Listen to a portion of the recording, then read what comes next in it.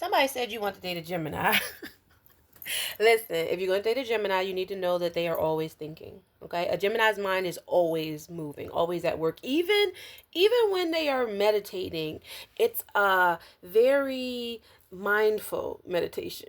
You know what I'm saying? Like very thoughtful meditation. Like the Gemini's mind has multiple tabs open.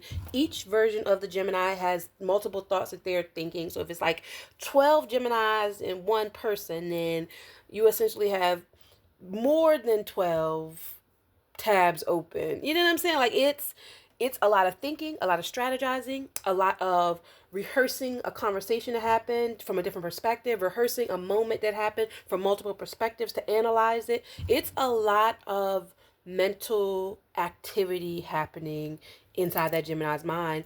And on the outside, they may look like they're thinking about nothing. And yet they are thinking about all of the things. It's kind of like this, what this guy says. Dating a Gemini is sort of the equivalent of dating a computer with 38,000 tabs open at once. They're all kind of half loading.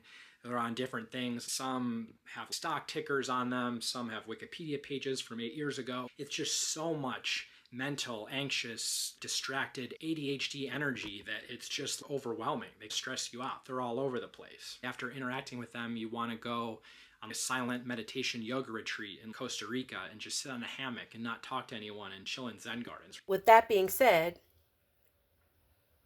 if you're somebody who gets mentally exhausted by too much thinking or being in conversations that are too intellectually based or too academically heavy or are just too analytical, you should not date a Gemini. Or you should not date a Gemini. That was the right thought. You should not date a Gemini because in general conversation, a Gemini is going to take it to the depths of the rabbit hole. And you might be, if you're one of those people who are like, oh, it's not that serious, you should not date a Gemini because literally everything has enough seriousness in it for them to think deeply about it. Okay. And for you to, if a Gemini wants to think deep about something or analyze something and you make it like it's a big deal, like, oh, you're over analyzing or you're thinking too deep about it, immediately that's going to turn the Gemini off or it's going to turn the Gemini against you. Either way, it is not going to be good for you in that Gemini. Like, don't downplay the Gemini's thinking. Don't make it seem like the Gemini's doing the most by thinking. Like, a Gemini loves to think. They love to give something a very good think. It might be one of their favorite pastimes, one of their favorite hobbies, is to just sit and think about something or reminisce about something in their mind or review something in their mind, analyze something, Google something, research something, get to the bottom of something. Like, that's something that might be a sport, like playful, enjoyable, pleasant to a Gemini. All right. Now, am I saying that Geminis want to be stressed and they want to have to think of all the things because they have lazy partners or lazy, friends? No, that's not what I'm saying. I'm saying that thinking is something that a Gemini naturally is designed to do. So it may be effortless for them to do it. And they may feel some pleasure and some enjoyment around the ability to sort of think deeply, to think analytically, to think critically about something, to go deep in a conversation. Go deeper than surface. They may thrive in those spaces or in those types of conversations. And so if that's not your jam, then the Gemini is not your jam. Also, a Gemini, not only does the Gemini have like a lot of mental activity, a lot of mental, they need a lot of mental stimulation, but also conversation. Thoughts and conversation kind of go hand in hand. They like to think, they like to communicate. Do they like to communicate to everyone? No. Do they like to communicate all the time? No. But when they find someone who there's like a familiarity with, a safeness with, they feel like they're not going to be judged heavily for how deep they go or how weird they think or whatever. Once they find that, oh my God, they will talk your head off. Okay? Can't shut them up.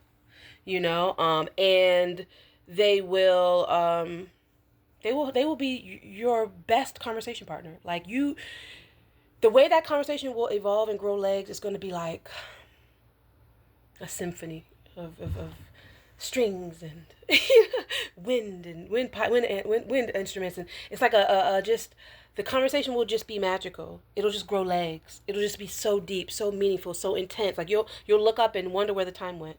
Wonder how you got to this topic from that topic. Like it'll be that kind of, the conversation just continues to build upon itself.